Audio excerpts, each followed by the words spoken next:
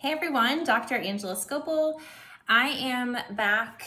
This is video 4.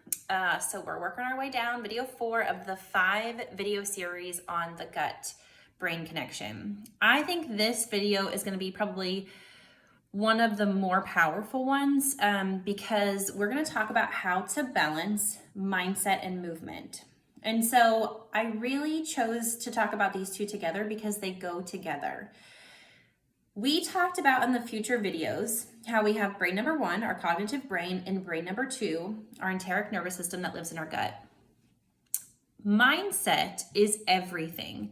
And so I talked about this, and again, I think it was video number 1, where I said if you perceive a very stressful event in your life or have gone through trauma, which a lot of people have in some shape or form, and you don't deal with that trauma or the stress that is going on in your life, it will, and I promise you this, affect your gut health because of how powerfully our cognitive brain can limit nerve signaling into our second brain in our guts, or how it can enhance signaling. So you guys can relate symptomatically.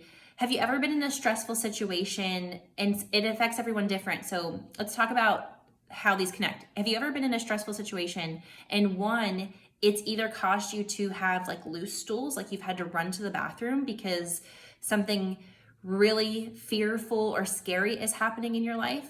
Or for some people, they go through very stressful situations and they're constipated for days because they are so tense with this stress. So you can understand how this affects your gut.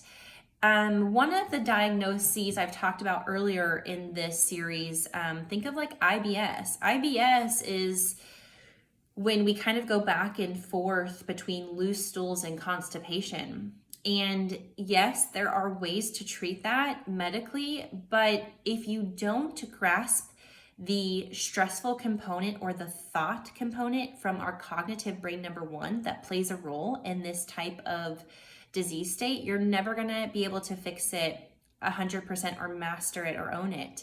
You're always still going to be affected by how you're perceiving these stressors and how your mindset is. And so if you're going through a stressful situation, if you deal with chronic illness, balancing mindset and movement are key.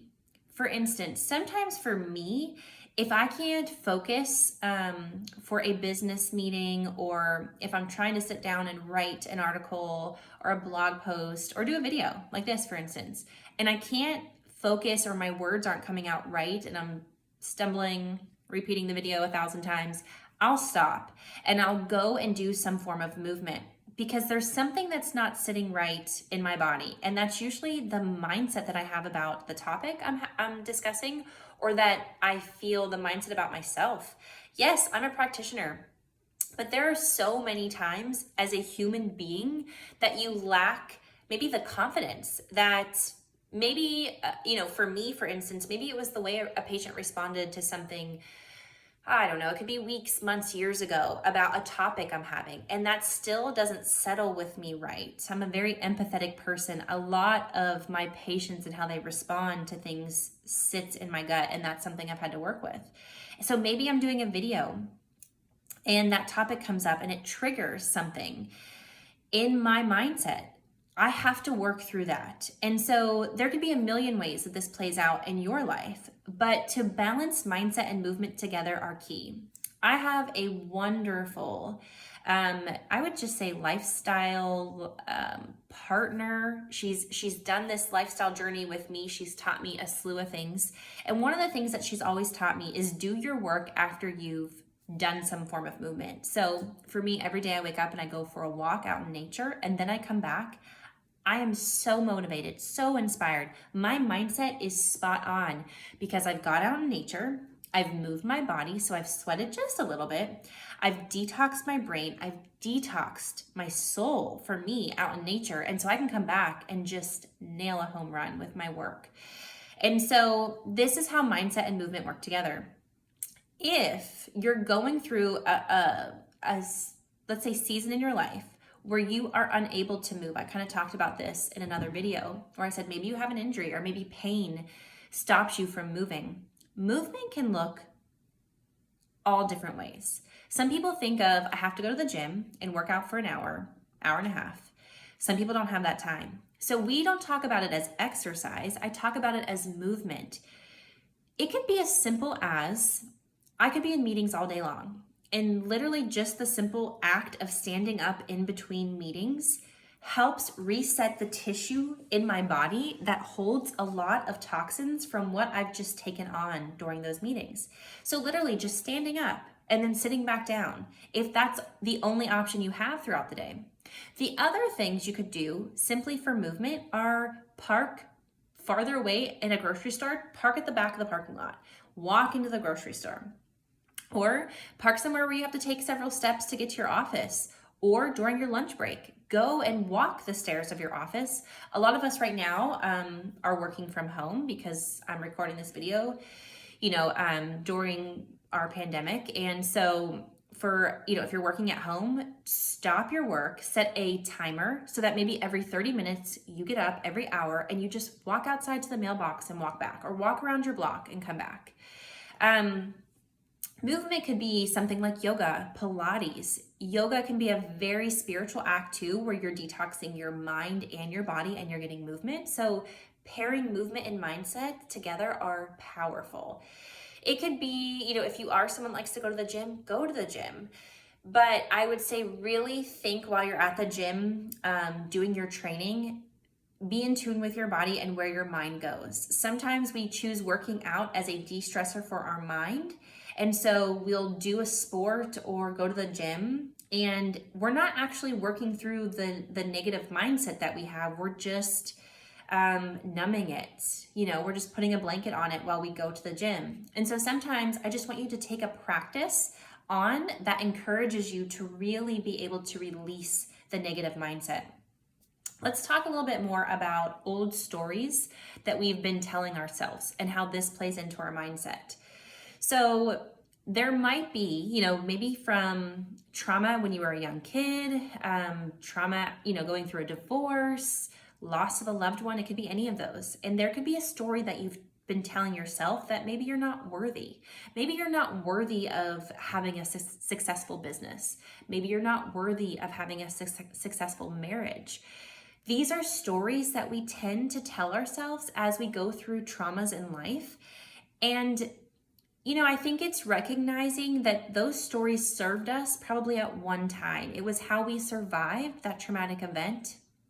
But these are things that we have to work back through and understand that old story of ours isn't serving us anymore.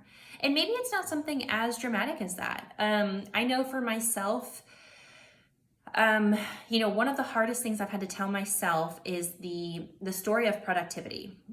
I should just call it the disease of productivity. I am a very type A person. I've said that in the videos leading up to this.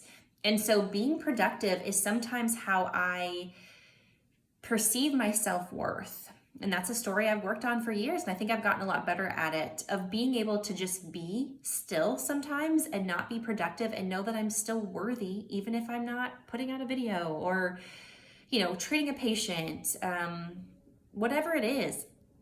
Let go of that mindset, let go of that story, and create a new one. Sometimes it's just catching yourself in the act too. So catching yourself in the act of saying something negative about yourself.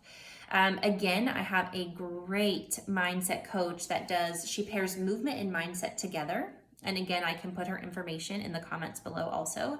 And she's taught me to rephrase, even if I've let something slip out, as far as for example, I have a daughter who's 22 months, and I will constantly say, oh man, I'm not a good mom. I should have thought about what she was going to have for dinner and have had it ready before it's 5:30 and she's screaming and crying because she's hungry. Okay, I'm human, and I'm a mom, and I have a business. And so those words may come out of my mouth, but I immediately take it back and I say exactly what I just said to myself. I say, Angela, you're human. You are trying to treat patients all day long and be a mom and be a wife. It's okay that dinner slipped up. And so maybe tonight we order something healthy out, or as healthy as we can get it. This is where balancing these pillars work. If it's more stressful for me to cook a meal and it's already 5:30 or 6 o'clock at night, knowing my daughter has to get down to bed by 7-ish, sometimes it's easier and less stressful just to order something out, and I can choose something a little bit more healthy to offset some of the stress and load and negative thinking about myself. So mindset takes years and years of practice. It's not something that you can just switch on and off like a light switch overnight.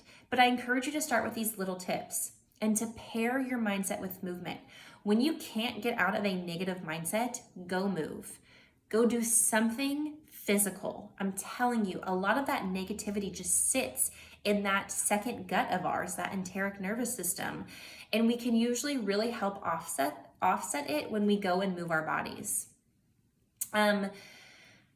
As far as movement, I've already kind of touched way upon that of how to keep it simple. And I would just say one more thing. If you don't know how to move your body well without injuring yourself, reach out for help.